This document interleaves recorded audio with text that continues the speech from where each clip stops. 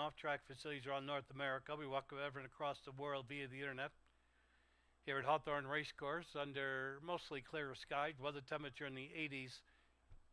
We're off the turf. All the races will be on the dirt track, and that track is listed as fast. For those of you off track, we have a tailwind and home stretch of about 10 to 12 miles per hour. Post time for the first race in 33 minutes at 2:10 Central Time. In all cases, we ask you to make your selections early. Have fun, and thank you.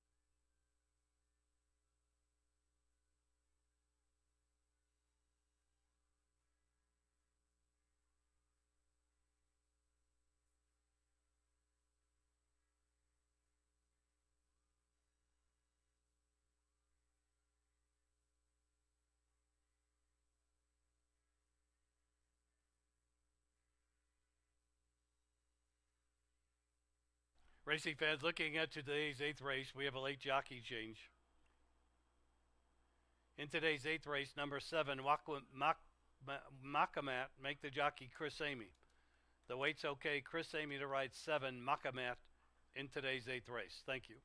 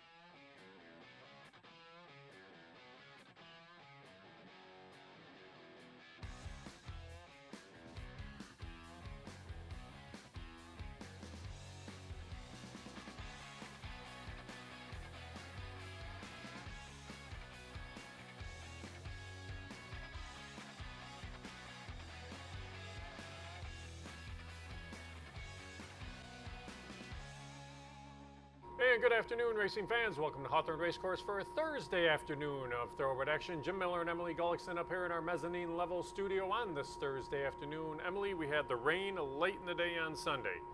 We had some more rain on Monday, and then it rained quite a bit on Tuesday into yesterday morning. So we're off the turf course today. Main track dries out well, listed as fast, so I expect we'll get back on the grass Sunday. But yeah, just too much for today. So off the turf. You know what? One race got hurt a little bit. The other's not too bad, though. It's nice to have some main track onlys to draw in, too. Yeah, and as you mentioned last week, that the course can use the rain. So Yeah. sometimes it's a short term. Right. We'll take one day off, then let it grow. We still have 3 months left in the meet, so plenty of grass racing to go. But I'm looking forward to Thursday. I was like fired up today coming in. Looking forward to this Thursday schedule. I like it. And as you mentioned, there's some spots on the card that I think are extremely playable. Still, the races stay intact. Competitive races and 9-race card. Yeah, and looking at the day, there's not quite as much competition out there. You're looking at opening day from Saratoga and opening day from Colonial taking place, and I think it's Horseshoe, Indianapolis, Delaware, Belterra, Thistle, and then you get Woodbine later on in the day. So as some of the East Coast tracks are finishing, you'll have Woodbine starting out, but aside from that, not a whole lot out there, so the Mutual Department will do a great job. Just stagger our races in between everybody else, and we'll be ready to roll for the racing card. 9 races on today's card, Emily. The one thing I think everybody needs to focus on, though, is the late pick 5.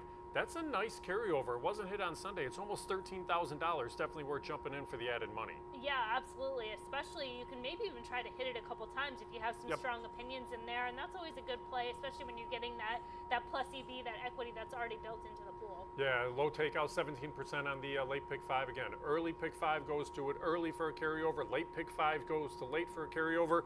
I know there was a little bit of confusion there because the EchoBase site doesn't list early or late. It just lists pick 5 to pick 5. So we had the graphic up on our screen earlier today. Again, it's just one of those things to remind everybody. We will do it on our Twitter handles as well, and make sure everybody knows whenever we have a carryover on those pick 4 or pick 5 wagers. I think that's so easy. It keeps it simple, and I think an easy change to EchoBase. Come on, guys, update that system. Well, early to early, late to late. Keep it simple, and then have the information available. I think it's an easy tweak. It would be an easy tweak if places didn't add the mid-card ones when they have the big days and throw that third pick 5 in there. When we do it, we always make it a mandatory payout. I think it's almost like in the age of, like you said, there's rolling doubles, rolling pick 3s, but those don't have carryovers. So it should be just designated with an E or an L, early to early, late to late, and that's all you need to do. I mean, as somebody that has an information provider that just did an update, anything is possible. You did the update. You said, I want to tweak some things too. I want to change this. I want to change that. Did they get that done for you, by the way? Yeah, absolutely. Good. And I think people have liked it, and I think it's good. I think it's constantly good to tweak and keep adding things. We added a lot of really cool stuff, and it just mine was more like the aesthetic, right? Just coming in and being the editor. Right, well, that was my role. It's all about providing information. There's a lot of information on the website each and every day. You with the optics plots provided for Hawthorne each and every day as well. So many notes, so many places that you're taking notes from. It's just constant for you. So one of those things that's very good to check out for that information. It's super helpful. It is. Derek's been super helpful from our TV department too, just kind of getting everything just tweaked enough, because it's a matter of like perfection here. It's just that little editing, right? That I was talking about. It makes all the difference. So it looks like we're not at the beach anymore. He just comes in and turned down the sun a little. Well, it is one of those things, and I'll tell you, I'm sure it makes him really mad when I lean forward and lean back a little, because it gets the shadows off just slightly and that kind of stuff. But again, it's just in that age of perfection, in the age of technology, the super helpfulness of Derek and our TV department here at Hawthorne is absolutely fantastic. So nice to see him out here today. All right, 9-race card, fast main track. Off the turf course today. Let's jump into the racing action. As in the opener, 6250 claimers. They go 1 mile and 70 yards in the first. It's a field of 6 to line up in race number 1, Emily. Silky Warrior, our latest even money favorite, 3 to 5 on the board right now. Probably the one you have to start out with and here off those recent races. The question is, when do you decide, okay, the price is too short and you have to look elsewhere, especially looking at just the type of field and competition the horse has been facing? Yeah, I think that's one of the biggest challenges with handicappers, especially in compact fields, is really being able to handicap and assess those favorites and decide when they are a strong favorite and how you're going to play the race. And there's a lot of ways to go. I think Silky Warrior is a legit favorite, only eligible for this race based on that May 19th win. 7 lifetime wins, stands out in here. She's closed into a very slow early pace. She'd still have pace to close into in today's race shape. So yes, again, a very solid favorite in here. Now, where you're trying to find value, you can single and try to create some value in some of the other spots. You can look into the exacta pools because there's some double-digit prices on some of the others. So there's ways to go. There's always ways, but you have to start with being able to assess that favorite and make the right call. And if you find some vulnerabilities, if you disagree with me and you think, oh, that race doesn't stack up or isn't going to get the right trip, or I think this horse is going to be lone speed, then those are the opportunities that you have to jump on, taking on those favorites. And it's the beauty of having the double, the pick 3, the early pick 5, so many different options. Like you said, and if it's somebody that you want to just pair up with underneath at a price, you find the value in the exact. And again, if you can hit it multiple times, sometimes that's the way to go. But yeah, Silky Warrior, right now your current 3-5 favorite there in race number 1. Race number 2 today, put Victor Bellon on the 2. That is I'm Your Captain. It's a field of 6 to line up in race number 2, $5,000 claimers. Non-winners of 3 races lifetime. They go 3/4 of a mile on the spot. I didn't know what to do line-wise here because Minnesota Moon had that race where the horse just kind of ran out of the screen down at Fairmount Park in that last out. But you look at that field, it wasn't overly fast by any means, and this horse still just took over and ran away. Ironman Richie ran well 2 back, last out not so much. I took a stab at over-calendared in this spot. How did you kind of see things unfolding in the second? Well, I like that you just kind of described a lot of ways to go because maybe that creates some value if you are on the favorite here. But I thought Ironman Richie could have a pace advantage in here. As far as the race last out, he had trouble at the start. He had to rush up wide. He rushed up against the flow, so it gives him a little bit of an upgrade, especially in today's race shape. He does have that pace advantage in here. As far as Minnesota Moon, yeah, I'm glad you mentioned the race last out. It's going to have to translate that to that circuit, but maybe just one of those that putting it all together at the right time, the connections think so as well to make the ship coming back up here. And another horse that we've been chasing is number 6, Future Vision. He has buried form at this level, B- optics grade, back in that June 1st common race.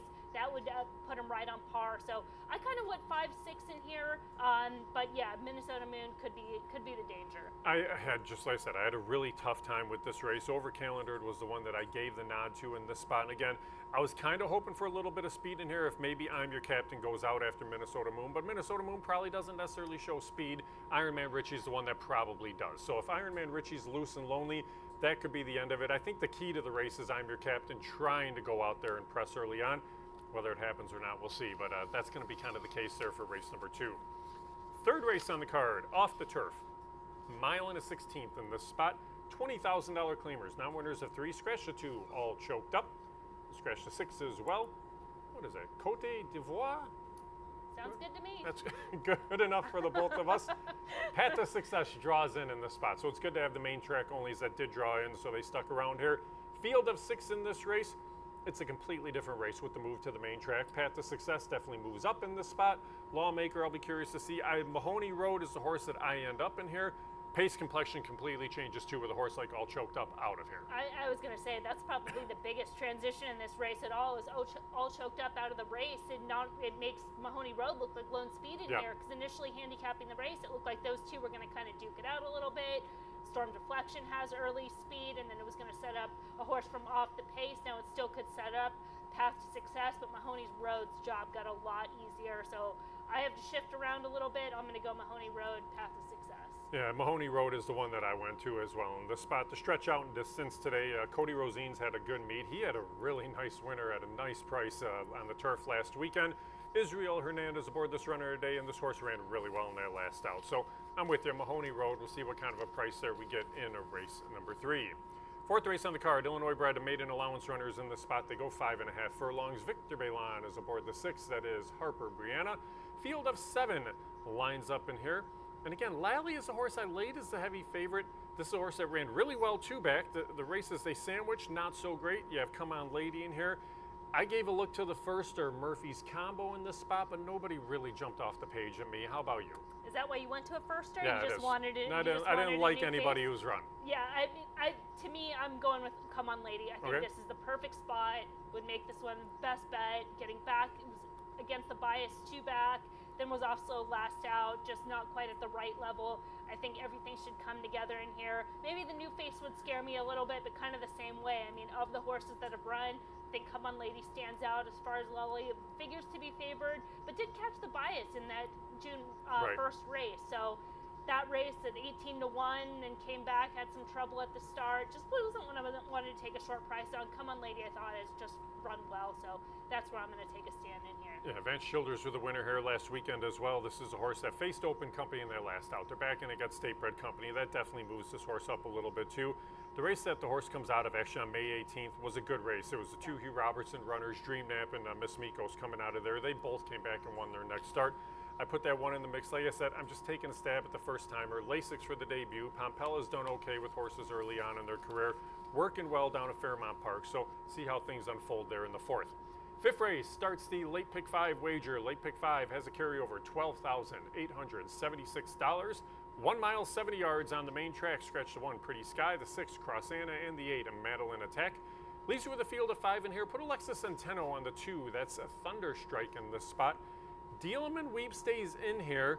Thunderstrike's a horse that's run 2 races on the main track. Again, it's a race that changes quite a bit with the move over to the main track. How do you see things unfolding for the 5th? Yeah, put Alexa Centeno on Thunderstrike and put Emily Gullikson also on Thunderstrike There you in go. this race.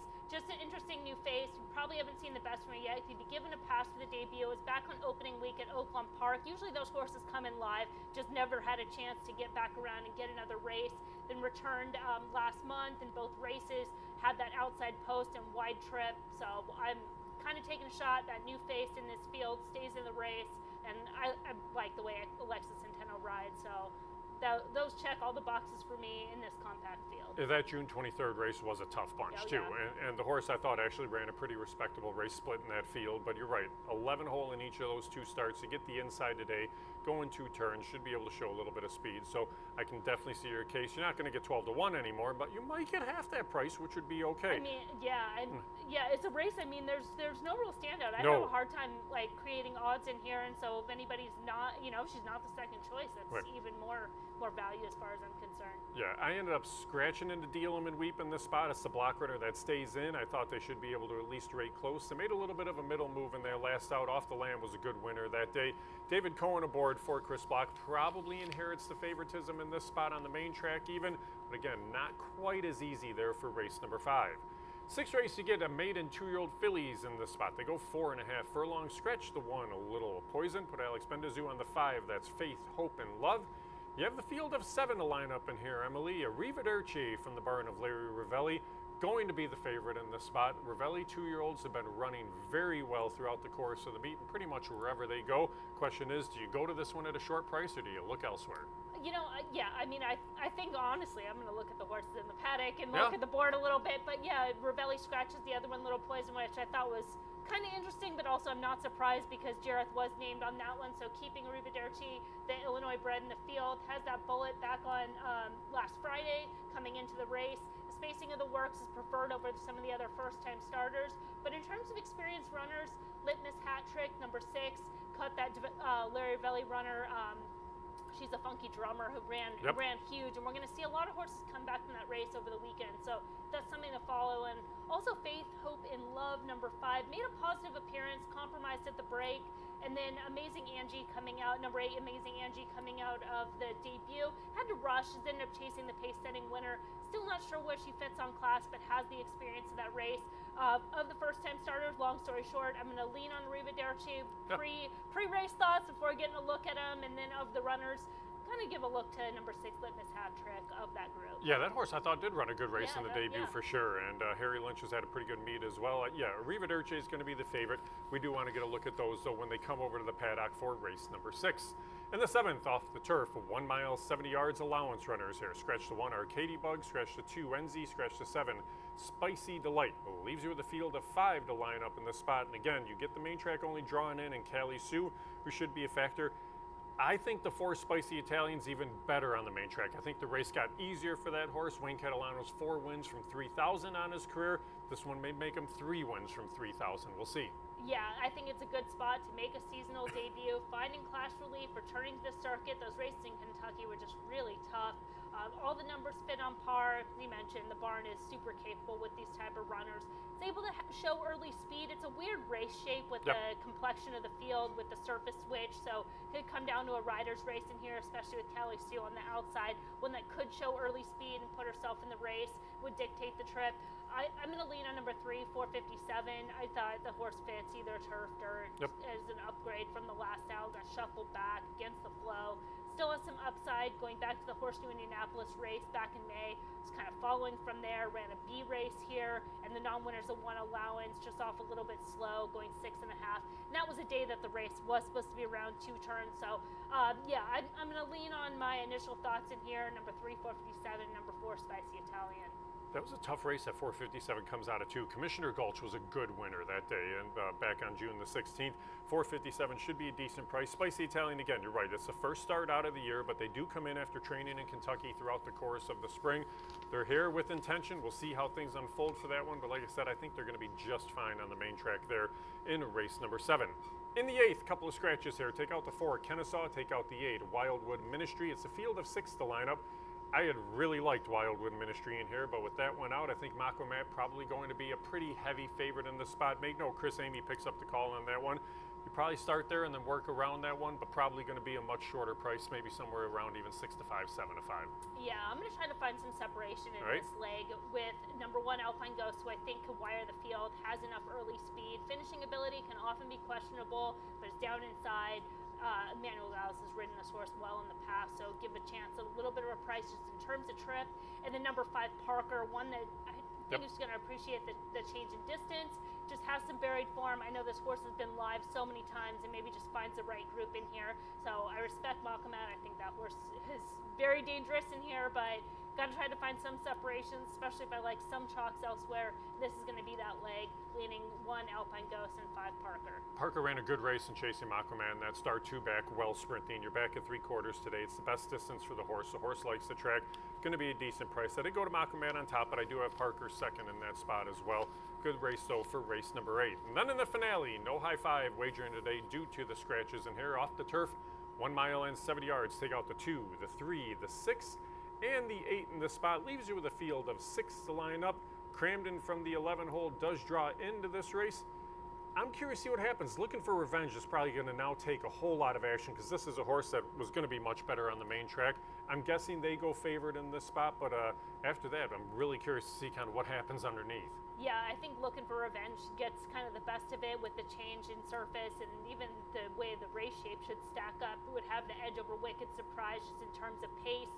Number 1 Stormborn could also move up, has the inside, but looking at the most recent race, Looking for Revenge has that highest last out figure, earned a B grade under similar conditions, so that should be tough. And even a horse like number 10, Honest to Goodness, maybe kind of sneaks in a little bit. So I'm going to kind of key off the squares in there. Stormborn, Looking for Revenge, and Honest to Goodness. Yeah, and then just see kind of how things unfold. If you're alive in the pick 5 to that leg, best of luck to you. Should get a very nice return today with that carryover of nearly $13,000. All right, that's how we see the 9 races today. Let's flip back to the opener and take a look again. Do have a fast track today. We're off the turf course for the 9 races here at Hawthorne on this Thursday afternoon. Race number 1 goes 1 mile and 70 yards on this spot. 62.50 claimers. Emily, it's a field of 6 to line up in race number 1. Let's start with the 1. That's Silky Warrior. This one your favorite at 3 to 5 from the barn of Francisco Villa, coming in off a really nice victory last time out. Yeah, it's been given a freshening since that May 19th win. It did have a perfect trip that day, but just the type of horse that fits this condition, has the consistent speed figures, and has the ability to put herself into the race. And Felix has been aboard for a couple of the starts. He's been able to get the handling of this horse to work at a trip. Just overall numbers stand out in this field. A very logical type, and that's why we're seeing 3 to 5. I think sometimes you can poke holes when the public is leaning on something that maybe they shouldn't, but in this case, I think they're on the right horse. I do too. I think they're on the right horse as well. So then it's a question of kind of how you work things around. A good thing about it in the opener, okay, you have pick 3 wagering, pick 5 wagering, place pick 8 wagering, and double wagering. So maybe just take the free square and move on, turn the place pick 8 into a pick 7, same for the pick 5 and the pick 3. Absolutely. But I'm with you. I think Silky Warrior is going to be very tough. I actually don't mind 3 to 5 in here. If it trickles up to 4 to 5 or even money, then you're looking pretty good. But that is the horse that is your favorite in the opener, and I do think this one does get the job done. Now after that, the 6 Emitaz is taking a good amount of action here, Emily. This one's at 5 to 2 on the board. Rachel Slavinsky aboard for trainer John Herron. You can't knock the recent races. They've been okay. A couple of thirds, a second, and a fourth. The horse seems to try hard each time out.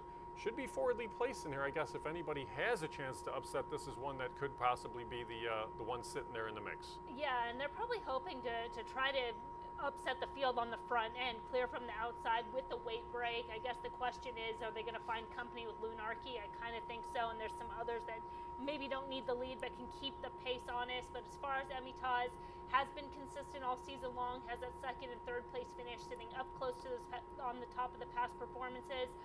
Lacked a finish going 3 back, so we'll have to improve a little bit, but has that early speed, and I think they are going to try to get out in front, try to take them as far as they can on the front end. Yeah, just kind of glancing around here at our simulcast signals for those of you playing some other tracks. It looks like Indy just came off the turf. It's muddy and off, so they must have gotten hit by the storms that maybe we got hit by yesterday.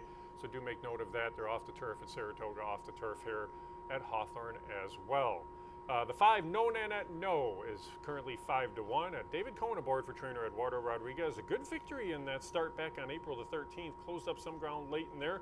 The last out, it was a slow pace. They rated close in that spot, but just kind of ran evenly in the lane when Izzy's Monster was able to run off. Yeah, Izzy's Monster, the 1-2 pace-setting chalk winner of that race, and No Nanette No was just compromised by the way the race shape and that winner on the front end. So they're going to come right back, no worse for the wear. Third start of this form cycle, looked like a prep, as you mentioned, after that win in April, is given that 2-month freshening, has improved number-wise. I think has the biggest shot to upset. It's just going to come down to trip again, right. Working a trip in this field, but No Nanette No is certainly getting odds right now at 7-1, presenting a little bit more value. How about 16-1 on the 3, Cairo Summer? The horse comes off a victory in that last out, rated a little bit closer again in that spot, and this was the one that defeated Emitas, defeated Dixie Lovin in that last spot, and just kind of cruised along. But because they were able to back it down early on, had enough left in the lane, I don't think they're going to be able to go as quickly in this, or as slowly, excuse me, in this spot today. But at 16-1, at least it merits a look maybe underneath. Yeah, underneath for sure, absolutely. Today's race par is a little bit higher as well. That was part of the reason why I downgraded the outside runner, Emitas. But as far as Cairo Summer is in form right now, Rashawn Blanche is riding extremely well, knows this horse very well. That was part of the reason that I gave Cairo Summer a look last out. Has ridden a couple times in the past for a first and second place finish, and now has paired up another win. So this rider can kind of get the feel for a horse, can be consistent. So you're right. I'm glad you mentioned this runner because they're getting overlooked at 17-1. Yeah, and sometimes it is just that rider that's a fit for the racehorse. And you're right, Blanche has fit this horse well. He did for the old connections. They got back to him, and it really paid off for that last out. But you're looking at 17-1 right now on Cairo Summer. She looks good too. Makes a really good appearance. Nasal strip back on. She's had those last 2 races as well, so that might be another positive. Would not surprise me by any means. Then lastly, let's touch on the 4, Dixie Lovin. Frank Reyes aboard this runner today, 21-1 on Dixie Lovin in this spot. This is a horse that ran here in that last out, settled back early on, never really got in the mix early, but then kind of slowly grinded things out late, was able to pick off some horses in the lane. Yeah, a credible third place finish coming off the layoffs. You'd expect being a little bit fitter in here. The recent layoff lines always give me some reservations, so I'd want to see a little bit more just from the horse before endorsing, but 21-1 would have to get back to some of her better races and turn things around with the quickness in here. Yeah, and then lastly, we might as well touch on the 2. That's Lunarchy. Lunarchy gets Alex Bendazou aboard today. A lot of recent sprints. This is going to be the first time going a mile and 70 yards. Hey, maybe on the stretch and distance you find something that kind of wakes things up a little bit. Yeah, I think they're going to kind of try to look for the same trip as Emitas towards their outside. Just try to go, figure your inside speed, take them as far as you can on the front end. If it doesn't work out here, you figure you've tried the 2 turns and you've got the option to go back to a sprint. Yeah, we'll see how things unfold as riders get a leg up for race number 1. Good luck.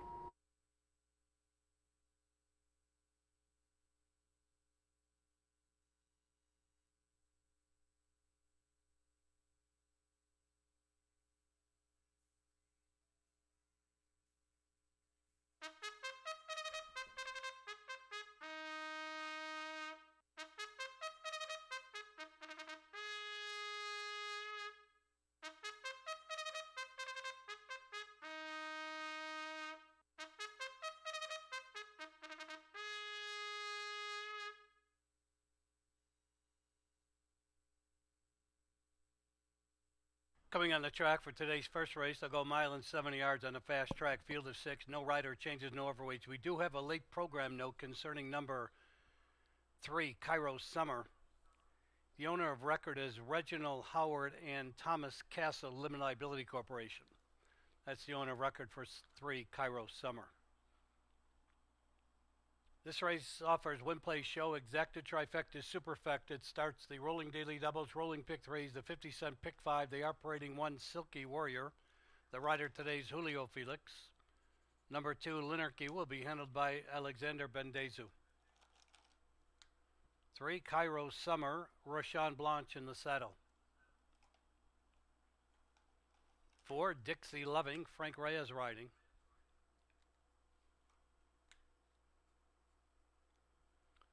Number 5, No Nanette No, David Cohen. And number 6, Emitas, Rachel Slavinsky will bring her to the gate, and they'll all be there in about 4 minutes to kick off the Thursday program. We're off the turf, all the races on the dirt track. That track is fast.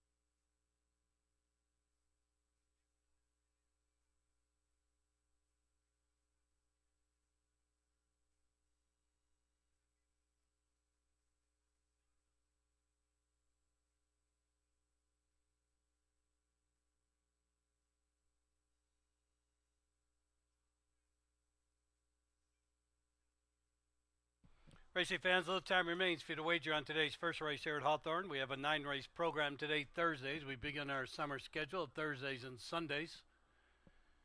We do thank you for joining us wherever it may be across the betting network. It's a warm day here in the Chicagoland area. We are off the turf due to the heavy rains the past few days. All the races on the dirt track. That track will be fast.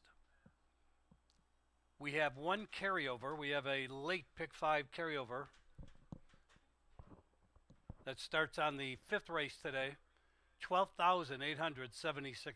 $12,876. We do have a high 5 carryover, but the high 5 has been canceled today due to all the scratches on the off-turf race in the last race today. So that carryover of $917 will carry over to Sunday's program here at Hawthorne. If you missed it earlier, we have a tailwind in the home stretch of about 10 to 12 miles per hour. We are close to starting time for race 1 at Hawthorne.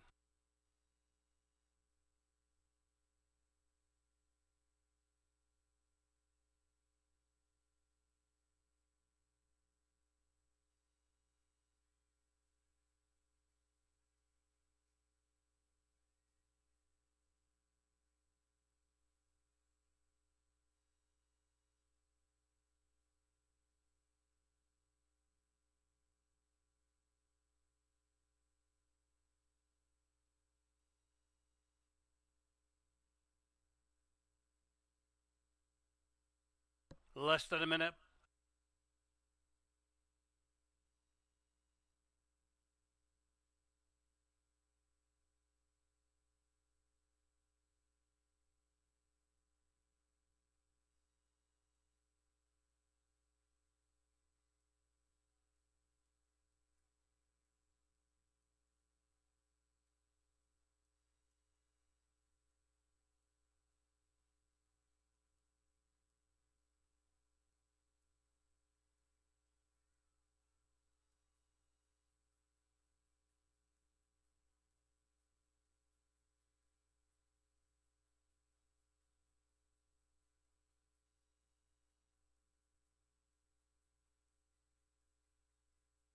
Racing fans are at the starting gate for today's first race. First of 9 on the Thursday program. Horses are entering the starting gate.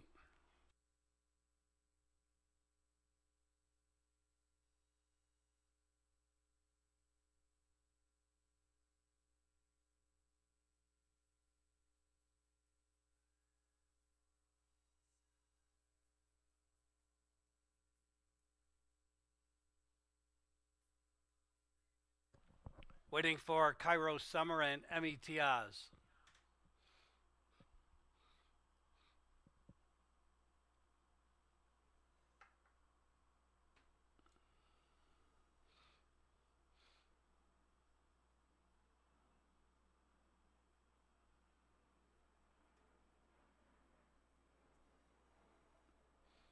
Still waiting for Cairo Summer. She needs some assistance going in now. She's in. Emmy Tiaz will be the last to load.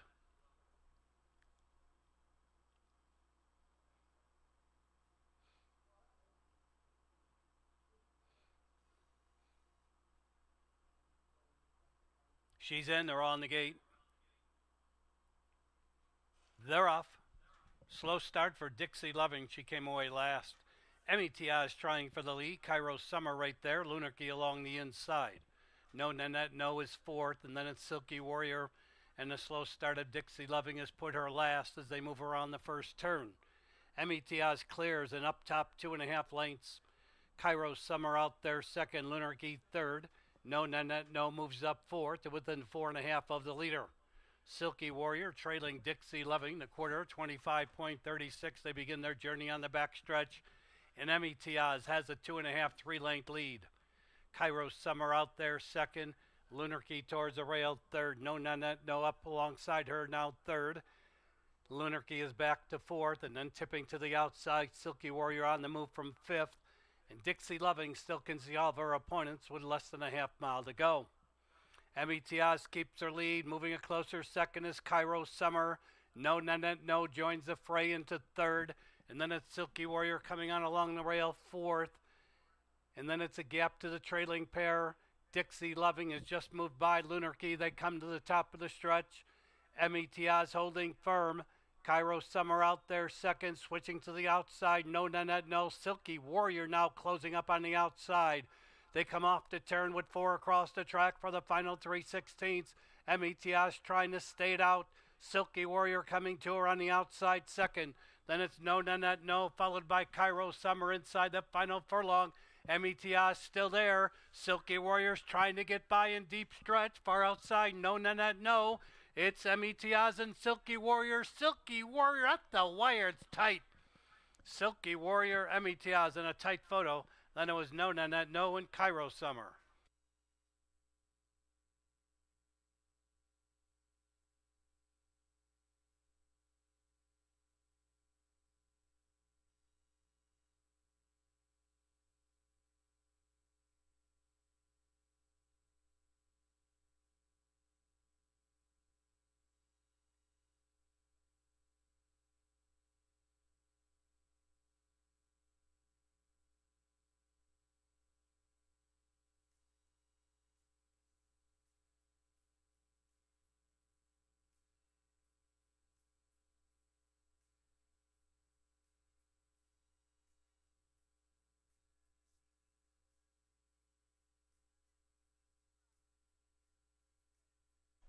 In today's first race, 1, Silky Warrior finished first. 6, METIA's was second. 5, No Nanette, no, third. And 3, Cairo Summer, fourth. 1653 is posted. It's unofficial. 144.49 the running time.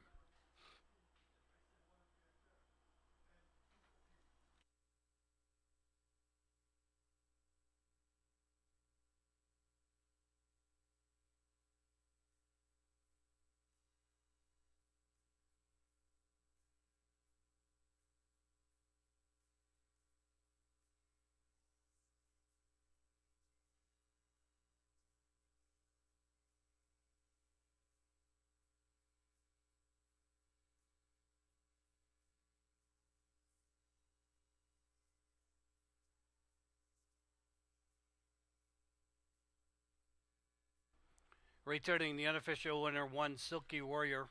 Silky Warrior owned and trained by Francisco Villa, ridden to victory by Julio Felix.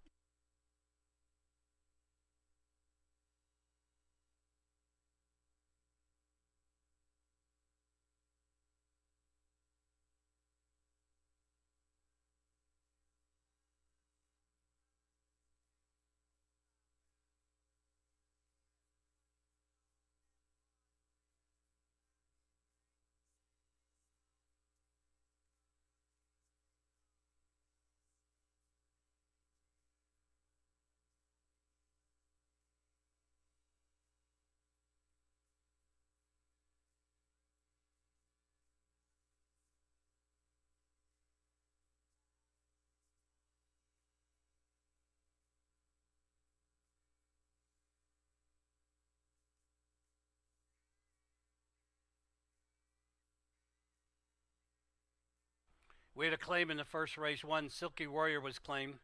Ruben Cruz Jr., new owner. Joe Zawitz, new trainer, claims 1, Silky Warrior on a 4-way shake.